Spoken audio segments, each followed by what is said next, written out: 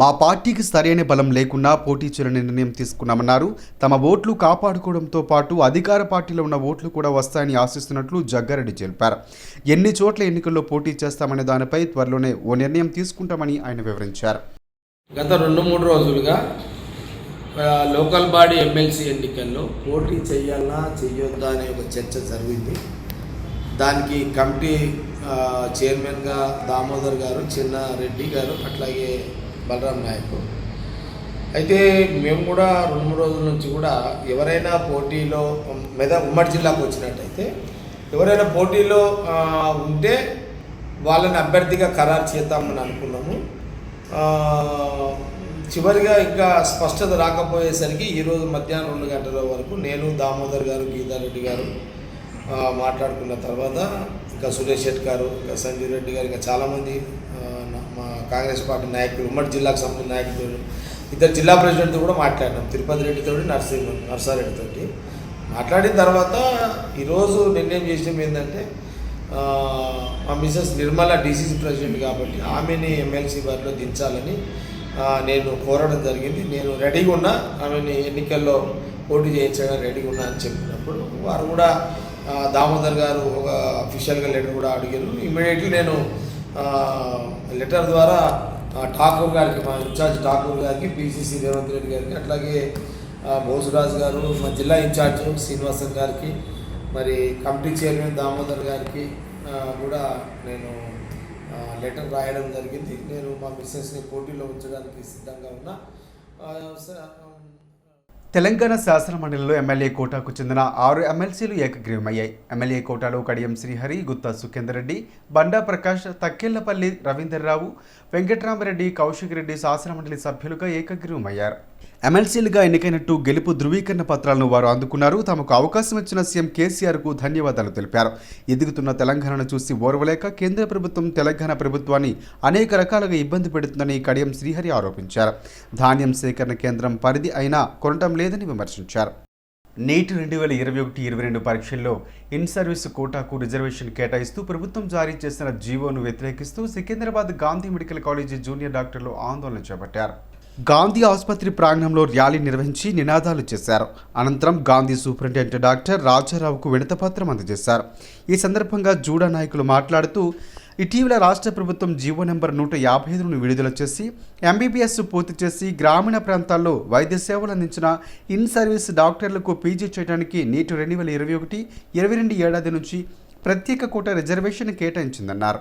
నీట్లో 50% all India కోసం సీట్లు reserve ఉంటాయని, మిగిలిన దాంట్లో తమలాగా ఎంబీబీఎస్ పూర్తి చేసిన వారికి సీట్లను కేటాయిస్తారని తెలిపారు. అయితే ఇప్పుడు ఇన్ సర్వీస్ వారికి కూడా సీట్లు రిజర్వ్ చేసి కేటాయిస్తే తమకు చాలా తక్కువ సీట్లు మిగులుతాయని ఆందోళన వ్యక్తం చేశారు. ఈ విధానం వలన మెరిట్ స్టూడెంట్కు అన్యాయం జరుగుతుందని వారు ఆవేదన వ్యక్తం చేశారు. ప్రభుత్వం వెంటనే జీవో నెంబర్ 155ను వెనక్కి తీసుకోవాలని, లేని పక్షంలో నవంబర్ 26 నుంచి తాము రాష్ట్ర వ్యాప్తంగా విధులను బహిష్కరిస్తామని హెచ్చరించారు.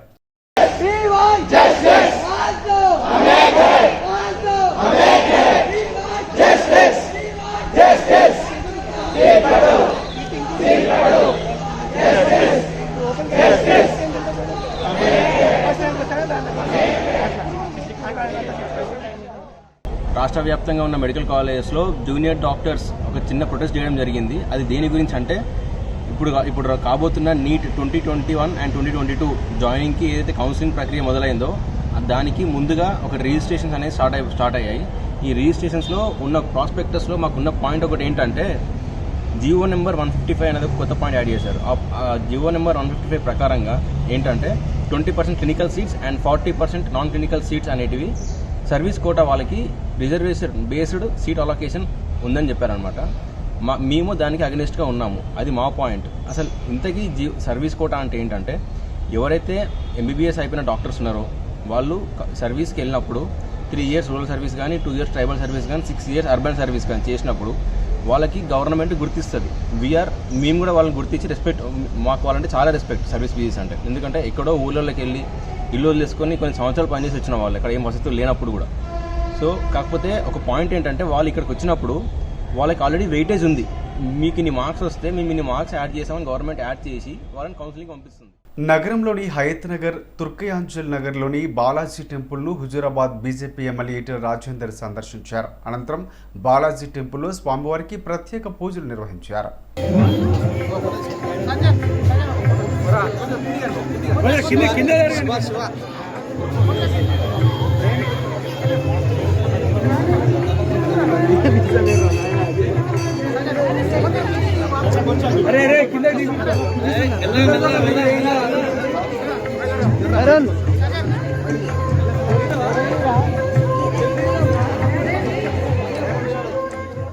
రాజేంద్ర నగర్ నార్సింగ్ పోలీస్ స్టేషన్ పరిధిలో పోలీసులు వాహనాలు తనిఖీలు చేపట్టారు. వాహనాలు తనిఖీలు చేస్తూ ఉండగా ఓ ఇన్నోవా కారులో తరలిస్తున్న ₹1 కోటి హవాలా డబ్బును గుర్తించారు. ఇక డబ్బు తరలిస్తున్న 3 వ్యక్తులతో పాటు నగదును పోలీసులు స్వాధీనం చేసుకున్నారు.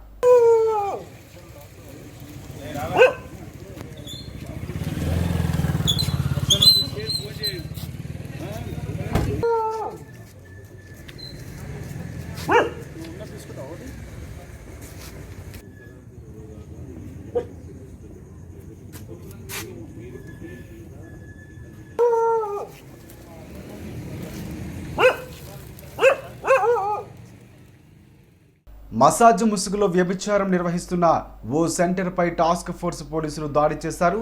మసాజ్ సెంటర్ నిర్వాహకులతో పాటు ఒక విటుడిని, పలువురు యువతులను అదుపులోకి తీసుకున్నారు పోలీసులు.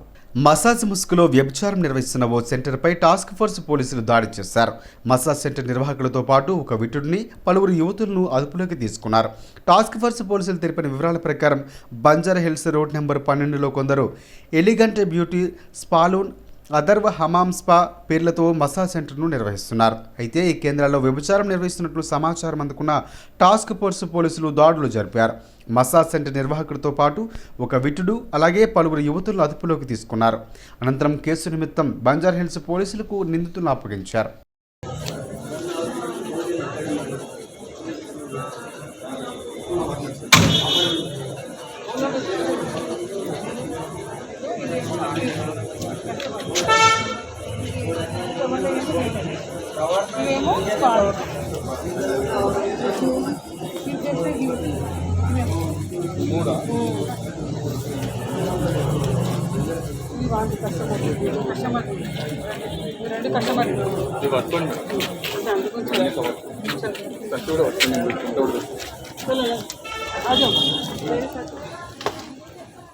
బోలక్పూర్ డివిజన్లోని టి ఆంజనేయ నగర్లో బస్తీలో అర్హులైన వారికి డబుల్ బెడ్రూమ్ పట్టాలను అందజేశారు. సికింద్రాబాద్ ఆర్టీఓ ఆఫీసులో లబ్ధిదారులకు MLA Mutha Gopal, RTO Vasanthakumari, MRO Janaki, deputy tahsildar Hemanth లబ్ధిదారులకు పట్టాలు పంపిణీ చేశారు. ప్రతి ఒక్కరికి సొంత ఇల్లు ఉండాలనే సంకల్పంతోనే సీఎం కేసీఆర్ పేదలకు డబుల్ బెడ్రూమ్ ఇల్లు కట్టించి ఇస్తున్నారని ఎమ్మెల్యే ముఠా గోపాల్ చెప్పారు. ఈ కార్యక్రమంలో యువ నాయకులు Mutha Jayasimha, Bholakpur division president Y Srinivas, Ramnagar division president R Moses పలువురు పాల్గొన్నారు.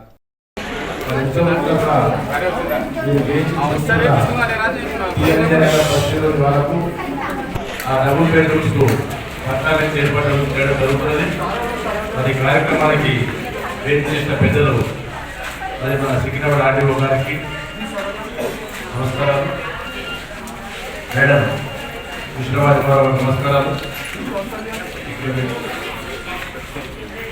అంజన బస్తీ వారందరికీ పేరు పేరున నమస్కారాలు మాట్లాడుతున్నాను.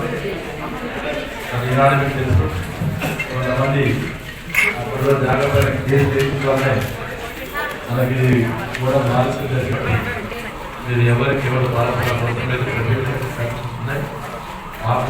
మాకు రాలేదు, ఒక్కొక్కరికి ముగ్గురికి నలుగుతున్నాయి. అలాంటి వాళ్ళకి చాలామంది నోటీసులు నిర్వహిస్తున్నారు. అలాంటి వాళ్ళకు చాలా మాట్లాడి మీరు చెప్పే విధంగా తడి పొడి చెత్తను వేరువేరుగా స్వచ్ఛ ఆటో సిబ్బందికి అందించాలని హోటల్స్ యజమానులకు ఫిర్జాదిగూడ మేయర్ జక్క వెంకటరెడ్డి సూచించారు. ఫిర్జాదిగూడ మున్సిపల్ కార్పొరేషన్ కార్యాలయంలో కార్పొరేషన్ పరిధిలో ఎక్కువ చెత్తను ఉత్పత్తి చేస్తున్న హోటళ్లు, ఫంక్షన్ హాల్స్, అలాగే బార్ అండ్ రెస్టారెంట్లు యజమానులతో సోర్స్ సెగ్రిగేషన్పై మేయర్ సమీక్షించారు. సింగిల్ యూజ్ ప్లాస్టిక్ ఖచ్చితంగా బ్యాన్ చేయాలని నిర్వాహకులను వెంకటరెడ్డి కోరారు. చెత్త సెగ్రిగేషన్ గురించి వివరిస్తూ సేకరించిన వ్యర్థాలను శాస్త్రీయ పద్ధతిలో శుద్ధి చేసి సేంద్రీయ ఎరువులను తయారు చేస్తామని, చిన్న చిన్న ప్లాస్టిక్ వ్యర్థాలను వివిధ కర్మాగారాలకు తరలిస్తామని వారికి మేయర్ సూచించారు. ప్రతి ఒక్కరూ సింగిల్ యూజ్ ప్లాస్టిక్ బ్యాన్ చేసి జూట్ బ్యాగులు, పేపర్ కప్పులు, అరటి ఆకులు, అరటి కప్పులు, గ్లాసులు అలాగే గాజు గ్లాసులు వాడాలని కోరారు. చెత్త సెగ్రిగేషన్ చేయకపోయినా సింగిల్ యూజ్ ప్లాస్టిక్ వాడిన పెనాల్టీలు విధిస్తామంటూ కమిషనర్ హెచ్చరించారు. ఈ కార్యక్రమంలో municipal commissioner P Ramakrishnarao, municipal manager Jyothi, sanitation inspector Jaganmohan, వివిధ హోటల్స్, ఫంక్షన్ హాల్స్ మరియు బార్, రెస్టారెంట్ల యజమానులు, సిబ్బంది తదితరులు పాల్గొన్నారు. తెలంగాణలో గత కొన్ని రోజులుగా కరోనా వ్యాప్తి బాగా తగ్గింది. గడిచిన 24 గంటల్లో 31,514 కరోనా పరీక్షలు నిర్వహించగా 137 మందికి పాజిటివ్గా నిర్ధారణ అయింది. అత్యధికంగా జిహెచ్ఎంసీ పరిధిలో 54 కొత్త కేసులు నమోదు కాగా కరీంనగర్ జిల్లాలో 15 కేసులు, రంగారెడ్డి జిల్లాలో 11 వెల్లడయ్యాయి. అదే సమయంలో 172 మంది కరోనా నుంచి కోలుకోగా 2 మరణించారు. రాష్ట్రంలో ఇప్పటి వరకు 6,74,692 పాజిటివ్ కేసులు నమోదు కాగా 6,67,171 మంది ఆరోగ్యవంతులయ్యారు. ఇంకా 3,538 మంది చికిత్స పొందుతున్నారు. తాజా మరణాలతో కలిపి కరోనా మృతుల సంఖ్య 3,983కి పెరిగింది. సికింద్రాబాద్ రైల్వే ఆర్ఆర్సీ గ్రౌండ్లో 57వ జవహర్ లాల్ నెహ్రూ హాకీ టోర్నమెంట్ నిర్వహిస్తున్నారు. ఇందులో భాగంగా సెమీఫైనల్లో Indian Oil versus Indian Navy జట్లు తలపడగా ఇండియన్ ఆయిల్ జట్లు విజయవంతంగా నిలిచింది. ఇక రెండో సెమీఫైనల్లో Punjab bank versus Indian Railways జట్లు తలపడగా ఇండియన్ రైల్వే జట్టు విజేతగా నిలిచింది. దీంతో నేడు జరగబోయే ఫైనల్ కోసం నిర్వాహకులు ఆసక్తిగా ఎదురుచూస్తున్నారు. की प्रॉब्लम नहीं है, ये हमारे रेलवे का ग्राउंड है तो अच्छा मेंटेन किया हुआ है और ये उम्मीद करते हैं कल हमारी टीम फाइनल जीतेगी. जैसे शास्त्री में हम लोगों ने अभी PNV को 3-0 से हराया था और कल भी हम फाइनल डेफिनेट जीतेंगे. अच्छा फील हो रहा है. हमारा कॉन्फिडेंस लेवल बहुत अप हुआ है, इसलिए हमारी टीम का जो 100% दिया है उन्होंने, उसके साथ के टीम वर्क है, सब ने जोर लगाया और हम फाइनल में पहुंचे. हमें बहुत खुशी की बात है. ओके 100% देंगे. बाकी ऊपर वाले का है कैसे हम अपना जोर का एफर्ट डालेंगे और हम जीतेंगे. We have had 7 Nehru senior hockey tournament का आगाज़ 14 नवंबर को हुआ था और तब से लेके अब तक काफ़ी नॉट जस्ट शानदार बट ऑल्सो एक action packed, accelerating, adrenaline boosting tournament हुआ है हमारा और अब हम आज के दिन सेमीफाइनल में पहुंच चुके हैं. 57 नेहरू सीनियर हॉकी टूर्नामेंट पिछले 14 नवंबर से अब तक पूरे जोरों शोरों से खेला जा रहा है और आज सेमीफाइनल मुकाबले हुए. पहले सेमीफाइनल में इंडियन ऑयल ने इंडियन नेवी को एक बहुत ही संघर्षपूर्ण मैच में फेल कर, जबकि मैच रेगुलर टाइम में 2-2 पे ड्रॉ रहा था. देन టూరిజం ప్లాజాలో మిస్టర్ అండ్ మిస్సెస్ 2021 కార్యక్రమాన్ని లాంచ్ చేశారు. ప్రస్తుతం ఉన్న సమాజంలో ప్రతి ఒక్కరికి ఫిట్నెస్ తప్పనిసరి అంటున్న sports and wellness supply nutrition Lakshmi పాండ్రలతో మా ప్రతినిధి మహేందర్ ఫేస్ టు ఫేస్. ఈరోజు హరిత ప్లాజా నుంచి మాట్లాడుతున్నాము. లామీ డాట్ సంస్థ లక్ష్మీ గారు ఉన్నారు. వారి మాటలు విందాము. హెల్త్ ఈజ్ వెల్త్ అని అంటున్నారు. వారి మాటల్లో విందాము. చెప్పండి. నా పేరు లక్ష్మీ పాండ్రాల అండి. నేను ఒక స్పోర్ట్స్ అండ్ వెల్నెస్ న్యూట్రిషనిస్ట్ని. సో మన అందరికీ అంటే న్యూట్రిషన్ లేదా డయట్ అనగానే అందరూ ఏమనుకుంటారంటే నాకు జబ్బు ఏం లేదు, లేదా నేను ఎక్కువ బరువు లేను, అప్పుడే డయట్లోకి వెళ్తాను అనుకుంటా. కానీ అట్లా కాకుండా డయట్ అనేది ప్రతి ఒక్కరికి అవసరం. అది చిన్నపిల్లల దగ్గర నుంచి చూసుకుని పెద్దవాళ్ళ వరకు ఎవరికైనా చాలా అవసరం ఉంటుంది. ఎందుకంటే అది ప్రతి ఒక్క స్టేజ్లో మనం అన్నం తింటాం కదా. ఈ ఏజ్లోనే అన్నం తింటాము, ఫుడ్ అట్లా కాదు కదా, ప్రతి ఒక్కరూ తింటారు. సో వీళ్ళు ఈ ఏజ్కు ప్రకారంగా ఏమి తినాలి, ఎంత తినాలి, అవన్నీ మనకి న్యూట్రిషన్ ద్వారా సో ఈ యాప్ lamy.fit అనేది ఇట్స్ ఫ్రీ యాప్ అండి. ఎవరైనా డౌన్లోడ్ చేసుకోవచ్చు. ఆండ్రాయిడ్, iOS 2 ఉన్నాయి. lamy.fit ఆ యాప్ డౌన్లోడ్ చేసి మీ జస్ట్ ఏజ్, హైట్, వెయిట్ ఇచ్చేస్తే మీకు బాడీకి ఏజ్కి సరిపడ్డట్టుగా మీకు ఏది ఎంత తినాలి అనేది మీకు క్యాలరీ రిక్వైర్మెంట్ వచ్చేస్తుంది. సో దాన్ని బట్టి మీరు రోజు తినేది ఓకే నేను ఇది తింటున్నాను అని అందులో ఆటోమేటిక్గా అది మీరు ఎంటర్ చేసేస్తే మీకు అది కరెక్ట్గా తింటున్నారా లేదా మీకు తెలుస్తుంది. మీరు ఏదైతే లామీ డాట్ అంటున్నారు అండి, డౌన్లోడ్ చేసుకోండి. దానికి ఏమైనా ఛార్జెస్ పడతాయండి లేకుంటే ఎలా ఉంటుంది? ఫ్రీ యాప్ ఉంటుందండి ఇది? ఈ యాప్ వచ్చేసి కంప్లీట్లీ ఫ్రీ అండి. దేర్ ఆర్ నో ఛార్జెస్ అట్లా ఇన్వాల్వ్డ్. మీరు ఏదైనా ఇప్పుడు ఏదైనా గేమ్ ఆడటానికి పిల్లలు యాప్ డౌన్లోడ్ చేసుకుంటూ ఉంటారు కదా, అట్లానే ఈ యాప్ కూడా. So completely free. Just play స్టోర్కి కానీ లేదా యాప్ స్టోర్కి కానీ యాపిల్ ఫోన్ వాళ్ళు యాప్ స్టోర్లోకి వెళ్ళేసి lamy.fit అని ఇస్తే వచ్చేస్తుంది. అది ఫ్రీ టు డౌన్లోడ్. యూజ్ చేసిన అన్ని రోజులు కూడా ఇట్స్ అబ్సల్యూట్లీ ఫ్రీ. ఓన్లీ మీరు ఏదైనా న్యూట్రిషన్, పర్సనలైజ్ న్యూట్రిషన్ కావాలి అనుకున్నప్పుడు అప్పుడు అది కొనడానికి మాత్రం ఛార్జెస్ ఉన్నాయి. lamy DNA డిఎన్ఏ టెస్ట్ అని కూడా ఉందండి దాంట్లో, అది కూడా ఛార్జెస్ ఉంటాయి. చార్జెస్ అంటున్నారు, ఎంత ఛార్జ్ చేస్తారండి దాని గురించి మీరు? అదే ఛార్జెస్ డిఫరెంట్ అంటే ఎందుకంటే మన లామిడ్ అవుట్ఫిట్ స్టార్ట్ చేసిందే అందుకండి. ఎందుకంటే డైట్ అనగానే అందరూ అమ్మో అది చాలా ఎక్స్పెన్సివ్ నాకు అవ్వదు అనుకుంటారు. సో అలా కాకుండా ప్రతి ఒక్కరికి అందుబాటులో ఉండాలి అని తక్కువ ప్రైస్లో నుంచి మొదలుపెట్టి, ఎందుకంటే స్పెషలైజేషన్ ఉండే వాళ్ళకి కాబట్టి కొంచెం హై ఎలీట్ అథ్లెట్స్కి ఉంటారు కదా, వాళ్ళకి సరిపడేట్టుగా అన్ని విధాలుగా సరిపోయేటట్టుగా డిఫరెంట్ కాస్ట్లు ఉన్నాయి. సో మా దగ్గర 400 రూపీస్ నుంచి మొదలుపెట్టి 40,000 వరకు కూడా ప్లాన్స్ ఉన్నాయండి. నియర్ బై హైదరాబాద్ బ్రాంచెస్ ఉన్నాయండి మీ, లేకుంటే ఎక్కడ ఉన్నాయండి ఇవి? సో ఇది యాప్ అనేది ఆన్లైన్ కదండి, సో ఎక్కడైనా యూస్ చేసుకోవచ్చు. బట్ ఎస్, నా టైప్స్ చాలా ఉన్నాయి హైదరాబాద్లోనే కానీ, ఢిల్లీలో కానీ, గుజరాత్, బెంగళూరులో. సో ఉండేది బెంగళూరులో, బట్ ఎవ్రీవేర్ సర్వీసెస్ అన్ని ప్లేసెస్ ఇండియాలో ఎక్కడైనా సరే ఇది యూస్ చేసుకోవచ్చు. ఎల్బీ నగర్ పోలీస్ స్టేషన్ పరిధిలోని మన్సూరాబాద్ కాస్మోపాలిటన్ కాలనీలో విషాదం చోటు చేసుకుంది. ప్రమాదవశాత్తు కారు కింద పడి ఓ బాలుడు మృతి చెందాడు. ఇంటి ముందు రోడ్డుపై ఆడుకుంటున్న కుమారుడు సాత్విక్ పై నుండి కారు రివర్స్ తీస్తూ ముందుకు నడపడంతో మరణించాడు. అపార్ట్మెంట్ దగ్గర లక్ష్మణ్ ఇన్నోవా క్రిస్టా కారును క్లీన్ చేసి కారును రివర్స్లో తీస్తూ ఉండగా వెనకాల సైడ్ నుంచి వచ్చిన లక్ష్మణ్ కుమారుడు సాత్విక్ కారు వెనకాల చక్రాల కింద పడడంతో తీవ్ర గాయాలయ్యాయి. గమనించిన లక్ష్మణ్ కుమార్ని చికిత్స నిమిత్తం ఎల్బీ నగర్లోని కామినీ హాస్పిటల్కు తరలించారు. అక్కడ వైద్యులు పరీక్షించి సాత్విక్ మృతి చెందినట్లు నిర్ధారించారు. సమాచారం అందుకుని ఎల్బీ నగర్ పోలీసులు కేసు నమోదు చేసుకుని దర్యాప్తు చేస్తున్నారు. 10 గంటల సమయంలో ఎల్బీ నగర్ పోలీస్ స్టేషన్ పరిధిలో ఉన్నటువంటి మన్సూరాబాద్లోని ఉన్నటువంటి కాస్మోపాలిటన్ కాలనీలో ఉన్నటువంటి అక్షర అపార్ట్మెంట్స్ ముందర ఒక దురదృష్టకరమైన సంఘటన జరిగింది. ఈ సంఘటనలో జరిగినటువంటి ప్రమాదంలో చిన్న పిల్లవాడు ప్రాణం కోల్పోవడం జరిగింది. జరిగిన సంఘటన ఏంటంటే, అక్షర అపార్ట్మెంట్లో పనిచేసేటువంటి అశోక్ అనేటువంటి తను వాచ్మెన్గా పనిచేస్తుంటాడు. తన భార్యతో సహా పిల్లలతో సహా అక్కడ ఉంటాడు. వాళ్ళు హైదరాబాద్ ప్రాంతం అయితే వచ్చి ఇక్కడ ఉంటున్నారు. ఇక్కడ వాళ్ళకు 2 పిల్లలు ఉన్నారు, అమ్మాయి అబ్బాయి. అబ్బాయి వయసు 1.5 year ఉంటుంది, 1.5 సంవత్సరాలు, సాత్విక్ అని చెప్పేసి. ఇతను ఈ కుటుంబంతో సహా ఆ అపార్ట్మెంట్స్లో వాచ్మెన్గా పనిచేస్తూ అక్కడ ఆ అపార్ట్మెంట్స్లో ఉన్నటువంటి వాళ్ళ యొక్క కార్లను కడగడము, తుడవడం లాంటి పనులు కూడా ఇతను చేస్తాడు. అదే క్రమంలో నిన్న ఒక ఇన్నోవా బండిని, అపార్ట్మెంట్లో ఉండే వాళ్ళ ఒక ఇన్నోవా బండిని ఇతను క్లీన్ చేయడం కోసం, శుభ్రం చేయడం. ఏపీ రాజధాని అమరావతి వాజ్యాలపై హైకోర్టు విచారణ నేపథ్యంలో 3 రాజధానులకు సంబంధించిన పూర్తి వివరాలు సమర్పించాలని ప్రభుత్వాన్ని కోర్టు ఆదేశించింది. తదుపరి విచారణ ఈ నెల 29కి హైకోర్టు వాయిదా వేసింది. 3 రాజధానులపై హైకోర్టులో విచారణ జరిగింది. 3 రాజధానులు సిఆర్డీఏ చట్టం రద్దు వివరాలు ప్రభుత్వం సమర్పించాలని న్యాయస్థానాన్ని ఆదేశించింది. ఇక ఉపసంహరణ బిల్లుపై మెమో దాఖలు చేయడానికి ప్రభుత్వం తరపున న్యాయవాది కొంత సమయం కోరారు. శుక్రవారం నాడు అఫిడవిటాలో మెమో దాఖలు చేయాలని ప్రభుత్వాన్ని హైకోర్టు ఆదేశించింది. విచారణ ఈ నెల 29కి వాయిదా వేసినట్లు కోర్టు తెలిపింది.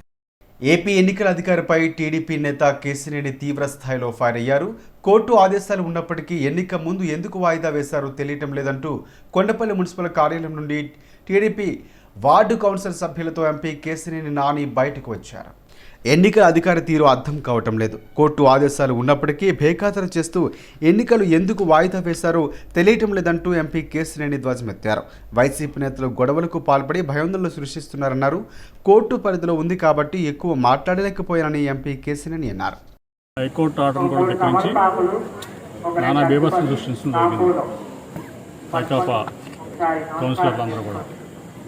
మరి అటువంటి పరిస్థితుల్లో ఎప్పుడు వాయిదా పడిందో కూడా ఇంతవరకు మాకు చెప్పలేదు కమిషనర్ గారు. ఇప్పటి వరకు పొద్దు నుంచి ఇప్పుడు వరకు రేపు వాయిదా వేశాడా, ఎప్పుడు వాయిదా వేశాడు, కనీసం లిఖితపూర్వకంగా మాకు ఇమ్మంటే ఇవ్వకుండా ఆయన ఆలస్యం చేయడం జరుగుతుంది. ఇది గౌరవ హైకోర్టు ఆదేశాల ధిక్కరణ కిందకు వస్తుందన్నమాట. కాబట్టి ఇంకా దీని గురించి ఎక్కువగా మాట్లాడుతుంది. ఎందుకంటే కోర్టు పరిధిలో ఉంది ఈ అంశం.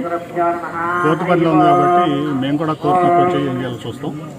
మళ్ళీ రేపు వాయిదా వేస్తున్నాడు ఆయన, నిరవధికంగా వాయిదా వేస్తున్నాడా, మాకు తెలియదు. కోర్టు అయితే కనుక రేపు ప్రొసీడింగ్స్ అన్నీ ఫైల్ చేయమని చెప్పడం జరిగింది, ఆదేశించడం జరిగింది ఎలక్షన్ కమిషనర్ని, అట్లాగే ఆర్ఓ గారిని కూడా. మరి ఏం చేస్తారో చూడాలి. ఇంతవరకు మాకైతే రేపు మళ్ళీ ఎలక్షన్ రావాలా, మరి ఇంకేమైనా డేట్ ఇస్తాడని కూడా ఇంతవరకు చెప్పలేదు. యాక్చువల్గా అయితే యాజ్ పర్ యాక్ట్ ఈరోజు పోస్ట్ పోన్ అయితే రేపు ఎలక్షన్ నిర్వహించాలి. అది కూడా చెప్పకుండా ఇప్పుడు వరకు కూర్చోబెట్టి ఆడపిల్లలు కూడా చాలా మంది ఉండటం వల్ల మళ్ళీ మేము వెళ్ళి రేపు ఇంకోటి ఏంటంటే టీటీడీ మరో కీలక నిర్ణయం తీసుకుంది. టికెట్లు ఉండి వర్షాల కారణంగా శ్రీవారిని దర్శించుకోలేకపోయిన వారికి డిసెంబర్ 18 నుంచి 30వ తేదీలోపు శ్రీవారి దర్శనానికి మరొకసారి అవకాశం కల్పిస్తున్నట్లు టీటీడీ వెల్లడించింది. ఇందుకోసం ప్రత్యేక సాఫ్ట్వేర్ను రూపొందిస్తున్నట్లు టీటీడీ తెలిపింది. భారీ వర్షాల కారణంగా శ్రీవారిని దర్శించుకునే భక్తులకు టీటీడీ మరో అవకాశం కల్పించింది. భక్తులకు డిసెంబర్ 18 నుంచి 30వ తేదీలోపు దర్శించుకోవచ్చని తెలిపింది. టికెట్ సెంటర్ ఎంటర్ చేస్తే వేరొక స్లాట్ బుక్ చేసుకునే అవకాశం కల్పిస్తున్నట్లు టీటీడీ ప్రకటించింది. ఇందుకోసం ప్రత్యేకమైన సాఫ్ట్వేర్ను రూపొందిస్తున్నట్లు వెల్లడించారు. ఇక భక్తులు నిర్భయంగా తిరుమలకు వచ్చి స్వామివారిని దర్శించుకోవచ్చని టీటీడీ చైర్మన్ ఈవో ఆదేశాలు జారీ చేశారు. భారీ వర్షాల కారణంగా 1-2 చోట్ల తప్ప మరెక్కడా ఆస్తి నష్టం వాటిల్లలేదని టీటీడీ వెల్లడించింది. తిరుమలలో 13 చోట్ల కొండచెరువులు విరిగిపడ్డాయి. శ్రీవారి మెట్ల మార్గం వద్ద 4 కలవట్లు దెబ్బతినడంతో మరమ్మతులకు కొంత సమయం పడుతుందని చెప్పారు. అలాగే శ్రీవారి మెట్ల మార్గం తాత్కాలికంగా మూసివేయడం జరిగింది. 26వ తేదీ వరకు భారీ వర్షాలు కురిసే అవకాశం ఉన్నట్లు వాతావరణ శాఖ హెచ్చరికలు జారీ చేసింది. ఇంజనీరింగ్, హెల్త్ డిపార్ట్మెంట్లను ప్రభుత్వం అప్రమత్తం చేసి భక్తులకు ఎలాంటి ఇబ్బంది కలగకుండా దృష్టి సారించాలని టీటీ అదనపు ఈవో ఏవి ధర్మారెడ్డి ఆదేశించారు. అనంతపురం జిల్లా సింగనమ చెరువు మరువ పారుతుండడంతో ప్రమాదవశాత్తు కొట్టుకుపోతున్న ఓ యువకుని గ్రామస్తులు కాపాడారు. కాగా గత 2 రోజులుగా కురుస్తున్న భారీ వర్షాలకు సింగనమల చెరువుకు భారీగా వర్షపు నీరు వచ్చి చేరుతోంది. ఈ క్రమంలోనే సైకిల్పై వాగు దాటేందుకు యత్నించిన యువకుడు ఆ ప్రవాహ దాటికి కొట్టుకుపోతున్నారు. దీన్ని గమనించిన స్థానికులు ఆ యువకుని కాపాడారు.